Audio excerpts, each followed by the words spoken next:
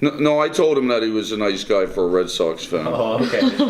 There's some nice Red Sox fans. I know some. So none of them ever became New York. But there are a few of them. There's not a lot of them though, but there's some. When I was traveling a lot, I really liked to play a lot. You know, I lived in Europe for about 3 or 4 years. I played in the German league. My friend GM Larry Christensen got me into the German league, and then our manager was a big real estate guy around the Cologne area. So he gave us a free apartment. So it was nice to have a free apartment located right in the center of Europe for 3 years. So anytime I was running around Europe, I remember one time I was in between tournaments and I was like, oh, I got an apartment I can go to. So I just took the train from Holland to Cologne. It takes about 3 hours, and you know, and I had an apartment. So that was pretty nice. And I always liked, I don't know what my favorite countries to play in. I just like Europe a lot. And I'm always happy. I'm a coach for the World Youth and the World Cadet. And I'm always happier when it's in Europe because I get to fly there. I like to take trains all over the place. You know what I mean? Public transportation's nice, and it's just pretty easy. And so I don't know. I mean, some of my favorite tournaments were Vikings A, and that's a traditional tournament still going on every year. And I liked going there. I played there maybe 4 times. And I like going to Hastings, another traditional tournament. Also, both places you would go there and freeze your rear end off. But both nice little towns, and you know, with a chess festival. And I was telling Muskie about this. You could go. Anybody could play there. It's like a chess festival in both places with different sections. You know, like GM section, lowest sections, kind of like the American tournaments with all of the rating sections, kind of like that. So I always liked playing in those tournaments in Europe. So you lived during the Fisher boom. Yes. Yep. So what do you think of the type of enthusiasm then, those kinds of players then, and what's like what we have currently? How do you think? Well, I think we're doing pretty well now. I think we got so many kids playing chess, and then when you have a lot of kids playing chess, we're gonna have a lot of good players. And I think that even though it's no kind of real boom yet, maybe who knows? Maybe in 5 months we'll have a Fabiano boom. That would be cool. Yeah. But I think that we got a lot of people out of that one who were interested in chess, and we wound up being like a good chess country and getting a lot of grandmasters from that. And even though there's no boom right now related to any player, there's so many little kids in New York City that you know, if they keep playing, they could be good. And when I go to the World Youth, we're always trying to figure out, like, the countries we're afraid of now. You know, Iran is getting good, and Poland is getting good, and you know, and Russia. You know, Russia's always good, but people are passing them by a little bit now. And then the United States is good, but we don't have to play ourselves usually, so we're happy about that. And then, you know, and then you get like what other countries are there? Some China. But you know, it's weird. I don't think China's getting good. I thought China was good with their kids, and now I think they've dropped off some. So I think that the other countries, Ukraine's good, and we're always looking around to see like who are we, you know, like who was surprised. The one that surprised us the most was Iran. They're getting good, you know, and I think, and also one country. And I'm friends with all the English guys. The English guys say they got nothing.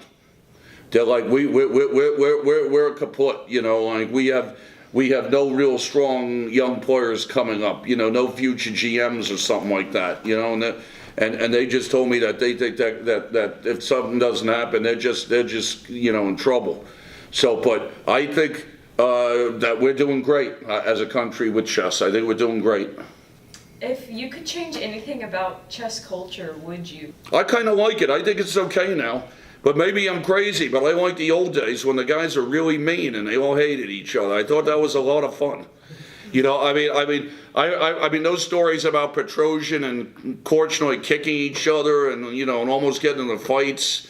And then everybody hated Korchnoi because he was such a mean guy. I mean, they told me when Nigel Short says to me before a game with Korchnoi, he goes like, I just got to warn you that no matter what the result of this game, he's going to tell you you're an idiot and you should probably get a real job.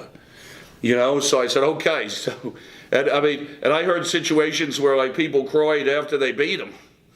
You know, he was so rough on them. But that was the only thing I found the chess culture to be a little more colorful then. There were more people trying to cheat. everybody now is kind of a nice guy, and it's a little boring. What do you think computers have given us, and what do you think that they've taken away from us? I don't know. I'm not sure that they've taken anything away from us. It just makes it so easy to study now. You got chess base. You got the. I'm always happy when my kids are playing chess on the internet. You know, all the students I teach. I think it's good practice. You don't have to go anywhere. I mean, you could, you know, if some people want to, they could sit there in their underwear and play Blitz for 5 hours or something. I don't do that, but I can imagine that some people are doing it, you know, and it's kind of a sad thing to think about. But I think the computers are, you know, I think it's just a help. I see no negatives really, except maybe, I don't know, I suppose if you got addicted and you played on ICC or chess.com for 24 hours and you got fired and when your wife divorced you or something. But I don't see any negatives about the computers. I think it's only a positive thing. I mean, I hate to pull the old fart routine on the kids, but I tell them, like, hey, when I was around, all we had was notebooks. You know, we had to wait for the chess informant to show, you know, to go to a tournament and buy it every 6 months. And then when the chess informant came out and you're at a tournament, people would yell, the chess informant's out, and there'd be like a mad rush to buy this book so you could finally study something, you know what I mean? And then I had notebooks and, you know, and with for black openings, white openings, and a good thing would always be to blame an opening when you lost. You know, you lost a miserable game and you just put an X, don't play this again. You know, as if it was really, you know, the opener gets all the blame for the loss. But I think the computers, I think it could only help. I don't see anything about it at all that would be a problem. And becoming a great chess champion, it takes a lot of energy, effort, and time. So how do you coach your kids? You know, I mean, I see them maybe I see some of them more than once a week. And, you know, we'll do an hour and a half or something like that and just go over their games and play and see if, you know, with the kids you have to study everything. So I told them, look, we got to study endings. I said, I don't care if you think this is boring, we got to do it. One of my first, I started playing chess late, I was 15. And one of my first books was Rook Endings. And I don't know why. I think a friend of mine said, well, if you're going to play chess, you got to know endings. You know, I was like, all right. And then the best Rook ending book was Rook Endings by Smyslov and Levenfish, and I still got a copy at home, and it's still a good book. And you know, and you got to sort of play all phases of the game. And some people think I focus too much on the openings, but I think that's just the way chess has become. I think if you don't get out of the opening one piece, chess isn't going to be too much fun. And Rook Endings happen more than any other endings. I gave the kids in the class, I go, why does it? They're like, well, it's the last piece out. I said, that's right, that makes sense. So, you know, so I think that mixture with the openings and just going over games and then keeping an eye on some endings is a good way to learn. And, you know, and kids just do so much, so we'll see what happens. I mean, I had one mom dump me. She decided her son wasn't that good. The guy's 10 years old. He's 2100. The mom decided he was better at the violin. So I said, okay, you know, what can I do? You know, it's like, good luck in the violin. I think I'd rather play chess than the violin, but it was pretty clear early on that I was terrible at music. You could hear my lovely voice. And imagine me trying to sing in 4th grade. It didn't go over too well. And the kids couldn't believe that the music teacher could actually say to me, John, you got the worst voice I ever had. Why don't you try sports? You know what I mean? They're like, what? Did he get fired? Did you tell your mother? I said, yeah, I told my mother. Did she call him up? Did she call him names? I said, no, she agreed with him and said it was about time. And I, how did that go? I said, well, it turned out I was pretty good at sports, so it was okay. John, have you had any setbacks in your career that you draw from in teaching your students now and kind of encourage them when they have a setback? I think the only thing that really bothered me was, you know, that bothers me is I never won the U.S. championship. That's the only thing that bothers me. I think everything else was okay, and I think the reason I never won any U.S. championships is that my openings were really kind of stupid. You know, for black, like playing the King's Indian in a U.S. championship, it was a big mistake.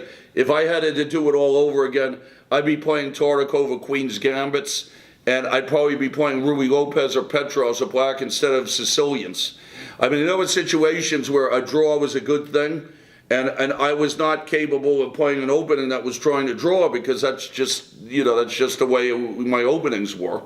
So I think if that's the only thing that I wish I won one U.S. championship.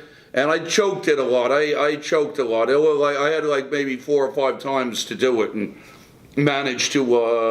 I don't know. I'm not a very nervous person, so I don't think it was nerves. I just think somehow just messed it up, and came in second a lot and made the Hall of Fame. Although my friend GM Joel Benjamin, I think he insulted me, because he said I was like a baseball player that just played for a long time and never did anything really special. So I told him he was lucky he said that to me when I wasn't around, because there might have been some trouble. But no, that's it, Muskie. I think just the U.S. championship thing. That's it. So I think everything else was nice. Oh, and maybe one other thing. I don't know. I think I would, if I stayed in Europe, I think I might have kept progressing.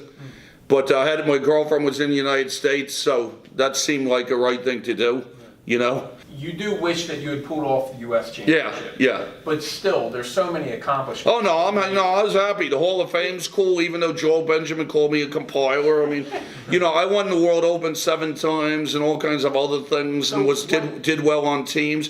I always did well on teams, I think. I always felt the responsibility to do well on a team, because you're helping other people. You're on a team with your friends or something like that. And usually when I was on a team, it was really a team with a lot of my friends, because I was on a team with Larry Christensen and Nick DeFermian and Joel Benjamin and Yasser Seirawan.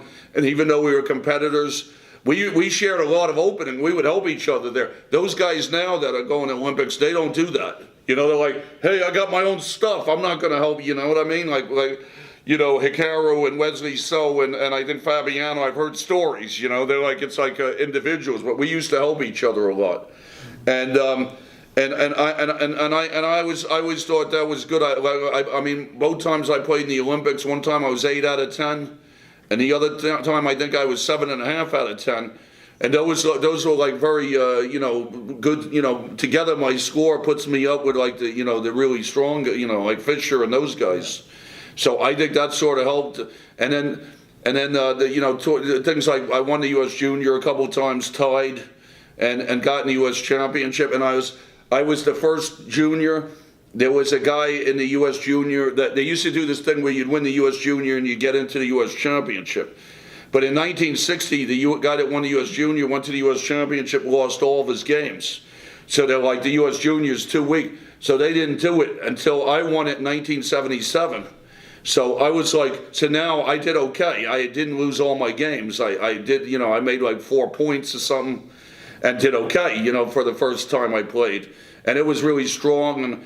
And they're like, and the guy, poor Robin Alt, lost all of his games, but I went there. Now the U.S. Junior, so I told these guys, I go, you should take me out to dinner, because, ever since 77, everybody's done fine.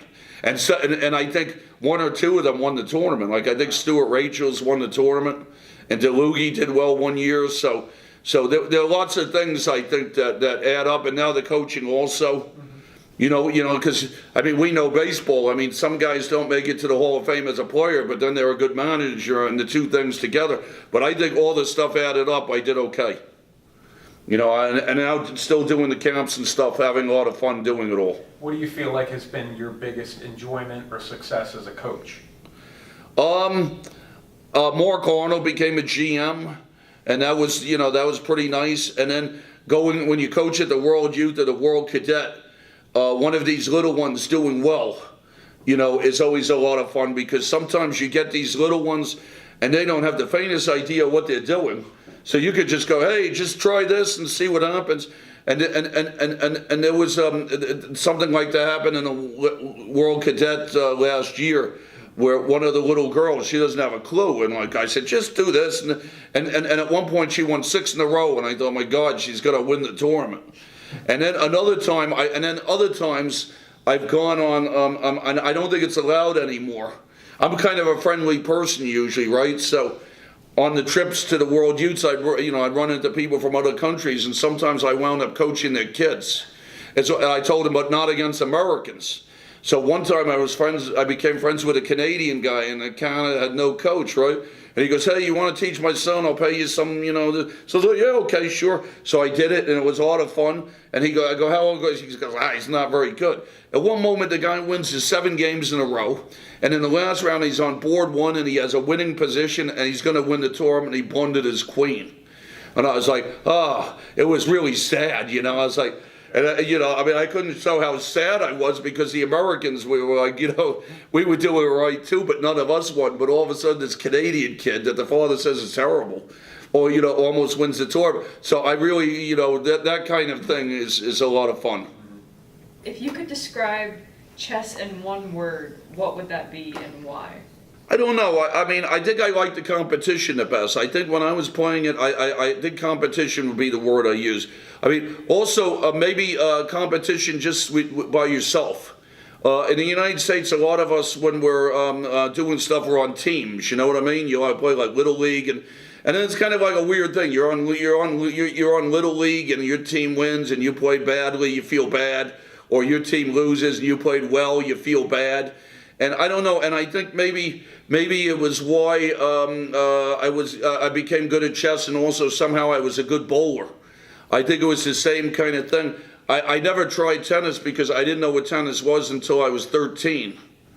I remember my Uncle Alex was watching some game, Jimmy Connors against Manuel Orantes. I don't know why that stuck. I was like, hey, tennis, what's that? You know what I mean? And we were watching it on TV, and never played that, but I think so. I like the individual, that you're by yourself and it's a competition, and also, at some point when I was a kid, I started to like boxing, but that would have been a stupid thing to do because, I don't think getting punched in the face is really a lot of fun.